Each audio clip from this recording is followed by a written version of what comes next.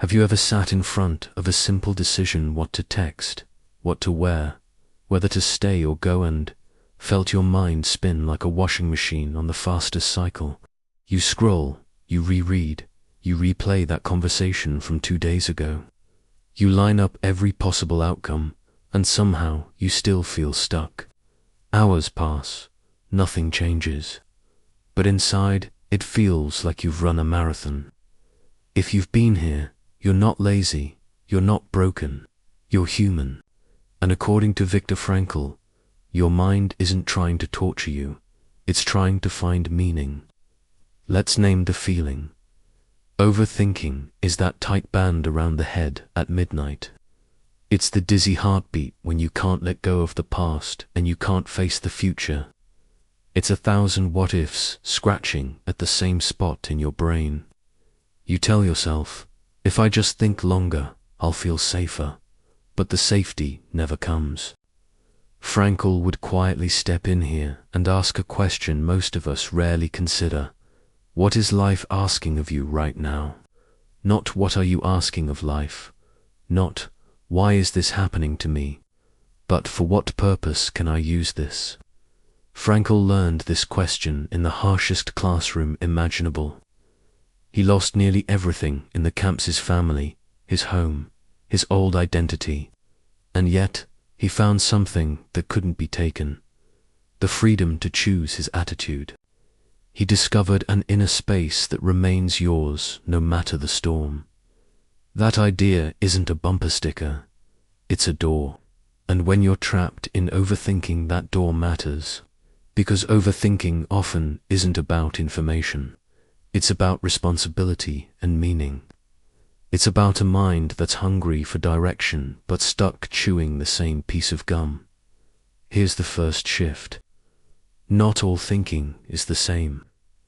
There's problem solving, which is focused, short, and ends in a decision.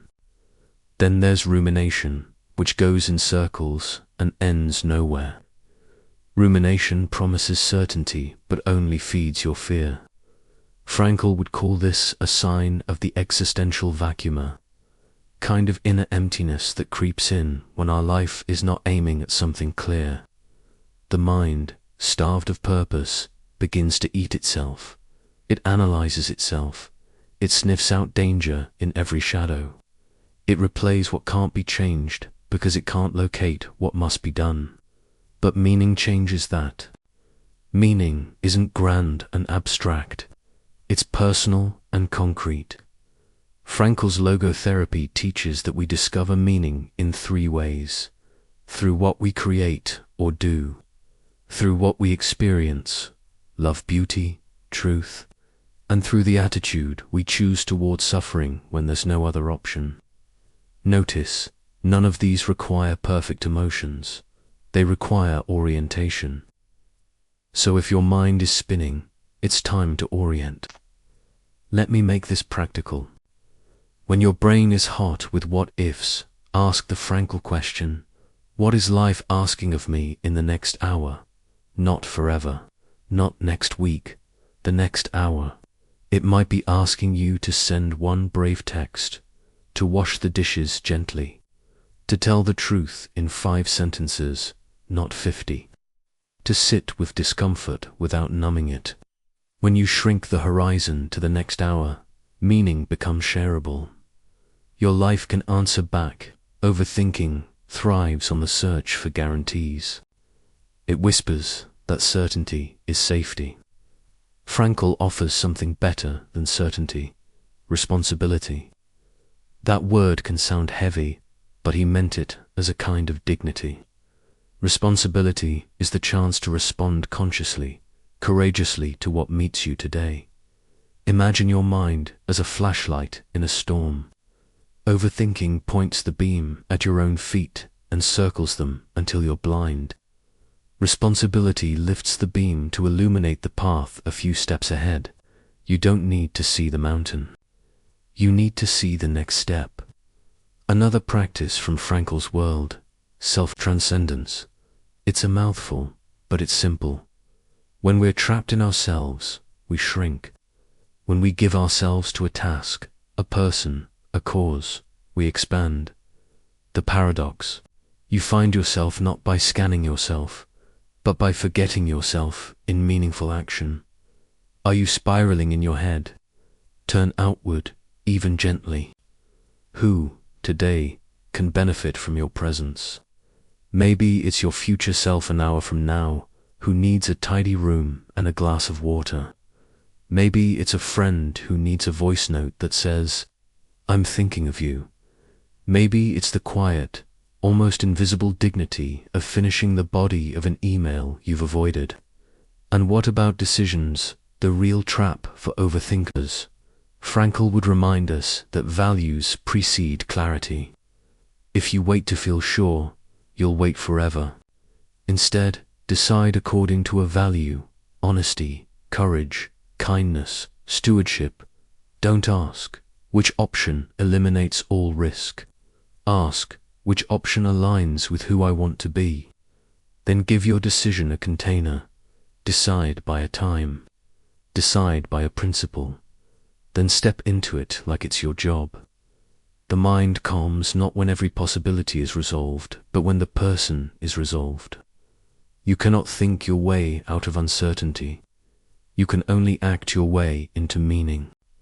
For some of you, overthinking shows up as social replay did. I say the wrong thing. Did they read that message the way I meant? You start futurecasting, humiliation. Here, Frankl's technique, called paradoxical intention, can help. Instead of tightening up and forcing the perfect impression, gently exaggerate the fear in your mind. Tell yourself, with a smile, "Tonight I will be the world's most awkward texter," or "I might blush so bright, they'll use me as a lamp." The humor breaks the obsessive loop. It gives you space. You stop demanding absolute control and give yourself permission to be human. And in that loosened space, your actual warmth, your sincerity, returns. Ironically, the moment you stop gripping for perfection, you give your best self a chance to show up. There's another breathing room hidden in Frankl's ideas. He wrote about the Sunday neurosis, that hollow ache that arrives when work stops, when noise fades, and we face the raw fact of our life. No distractions, just you and time. In that silence, overthinking often explodes. If that's you, don't mistake it for failure. See it as a signal. Your life is asking for a clearer orientation. You might be talented at tasks, but without a voice that knows why you're doing them, you'll always feel a little homeless inside your own schedule. Create a small ritual for these Sundays. Walk without your phone. Sit with a notebook. List 3 lives you could genuinely be proud of living over the next year. What do they have in common? Let your mind taste a future you would willingly carry. It doesn't have to be flashy. It has to be lived. Now let's talk about the doom scroll, because that accelerates overthinking like gasoline on a fire. It offers fake meaning, the momentary hit of outrage, the illusion of control, the noise of other people's lives, so you don't have to face your own. Frankl would see it for what it is, an escape from the call to responsibility. Replace it with a meaning diet. 30 minutes a day where the stream is turned off and you put your hands and heart on something that will still matter tomorrow. Chopped vegetables. Read 2 pages slowly. Learn 1 stanza of a poem. Fix the squeaky hinge. Write a letter to someone you'll never send it to. In those small, steady acts, your mind feels the texture of real life. It quiets. But what if your overthinking is anchored in pain you can't resolve? A loss, a breakup, a closed door that should have opened. Frankl's most radical claim lives here. Suffering can carry meaning when you choose your stance toward it. This isn't about liking the pain or pretending it's fine. It's about refusing to waste it. Ask, what kind of person can I become through this? Patient instead of bitter, humble instead of hardened, tender instead of numb. That is not spiritual spin, that is steel. In the camps, Frankl imagined giving a lecture after the war about the psychology of suffering. He pictured students, he pictured a room, he pictured a life beyond the walls. That picture didn't erase the horror, it gave him a direction to pour his strength into. You can do a humble version of this. Imagine who you will speak to a year from now, because of what you're learning to carry today. Imagine the sentence you'll be able to say with authority. I know what this feels like, and here's what helped. There's something else about overthinking that we forget. It hides our courage behind a false task. It says, think more, then you'll move. But thinking more won't make you brave. Moving makes you brave. Take the smallest step that proves to your nervous system you are not just a spectator of your life. Set a 30-minute timer. Open the document. Write badly. Press send while your heart thumps. Courage doesn't wait for calm. Courage makes calm possible. The loop quiets when you show your mind that you can act while unsure. After that, your thoughts begin to serve you again, instead of summoning you to court. Here's a gentle practice you can try tonight. Name the loop. Write it down. I'm replaying the meeting because I'm afraid of looking foolish. Then write a Frankl question underneath. What is life asking of me in the next hour? Maybe the answer is to draft an apology, or to accept that not everyone understood you, and that's okay. Or to prepare for tomorrow with one clear bullet point, not 20. Close the notebook. Stand up. Do the answer. Then, when the loop tries to restart, you can tell yourself, I already answered life. I'm not available for this spiral. There's also the matter of self-worth. Overthinking often says, if I can always do the right thing, I will finally be enough. Frankl flips this completely. He says, you are not a thing to be measured. You are a person entrusted with tasks that only you can perform in your way, in this moment. For these people, your value is not a scoreboard, it's a stewardship. This attitude dissolves the tightness of performance. You stop trying to prove your existence and start living it. Think about a time you were fully absorbed, hand in clay, feet on a trail, eyes on a loved one's face. Notice how the voice that counts and judges fades. That's not an accident.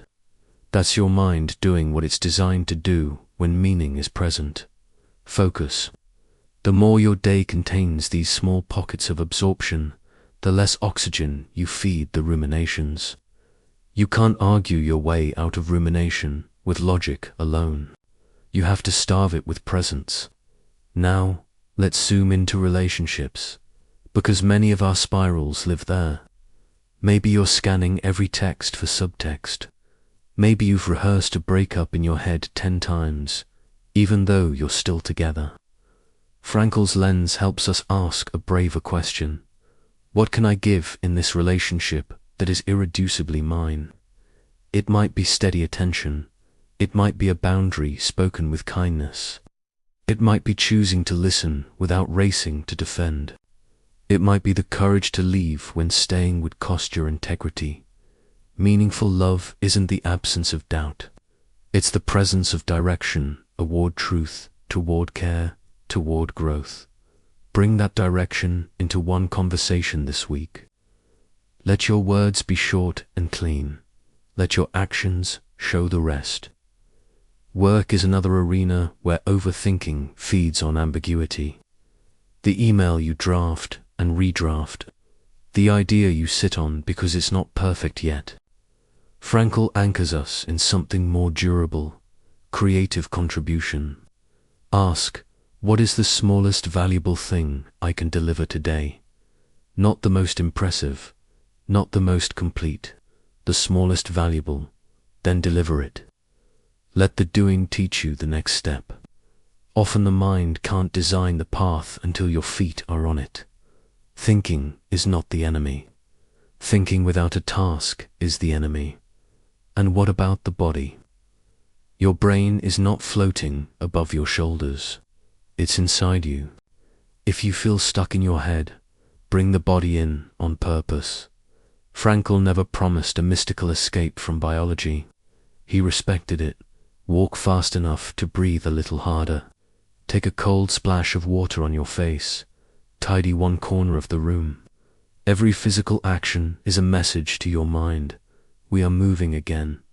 We are capable. Momentum is medicine for loops. At night, the mind often loosens its grip on the practical and tightens it on the theoretical. It asks, what is the point of all this? That question can feel like a trap, but you can turn it into an invitation. What small point can I make of this night? Make a cup of tea and drink it slowly. Lie down and place your hand on your chest. Count 10 breaths. Whisper, I can choose my stance. You're not solving your life. You're choosing how to meet it at 11:47 p.m. that matters. There's a story Frankl told about the power of imagining a future self who will thank you. He taught people to project themselves forward to a point where today's struggle has become a chapter. From that vantage point, ask, what is the sentence I hope I wrote today? Maybe it's, I said the hard thing without cruelty. Maybe it's, I started the thing I've avoided for 6 months. Maybe it's, I gave myself rest and didn't call it quitting. The future you isn't asking for drama. They're asking for stewardship. Quick pause. What is one small responsibility you feel life is asking of you this week? Share it in the comments so someone else can borrow your courage. And if this helped you breathe a little easier, tap like and subscribe so these ideas find you again when the night gets loud. Back to the heart of it. Overthinking shrinks when meaning grows.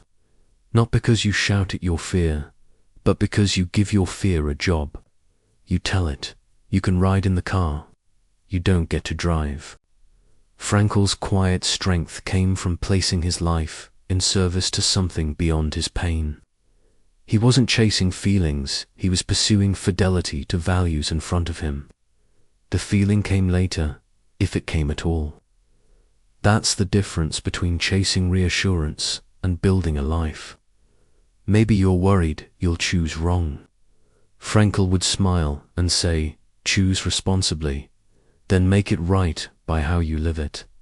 Meaning isn't a single soulmate of a decision. It's how you treat what you choose. You can infuse purpose into many paths by the way you walk them. That's why your overthinking can relax a little. You don't need the perfect path. You need a path you're willing to carry with dignity. One more technique for the spiral itself. When you catch your mind rehearsing, gently set a rehearsal time. Tell your worry, I will sit with you at 6 p.m. for 15 minutes. Put it on your calendar. When the loop starts at noon, you can say, not now. I have an appointment with this later. This is not avoidance. This is containment. At 6 p.m., sit down and genuinely worry for 15 minutes. Write every fear, then close the book.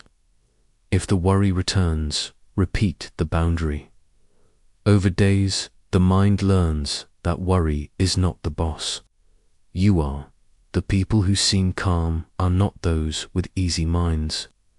They're the people who have practiced responses. They know their rituals. They know how to turn toward others. They know how to name and answer the hour. They've accepted that life is not a puzzle to be solved, but a task to be fulfilled. That's Frankl's word, fulfillment. Not as in getting everything you want, but as in filling your days with what is asked of you with love.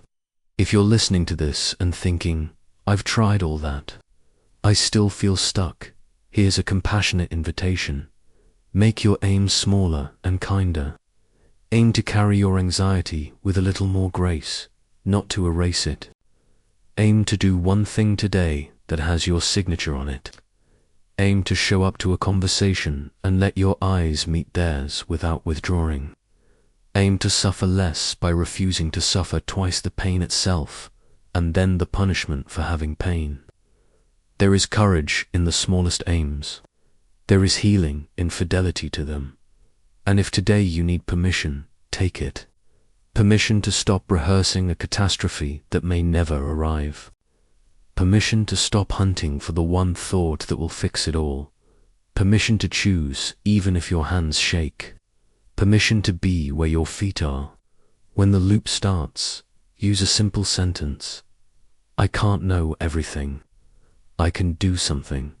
Then choose the something that matters. Before we close, remember the 3 doors Frankl left us. Create something even if it's small and imperfect.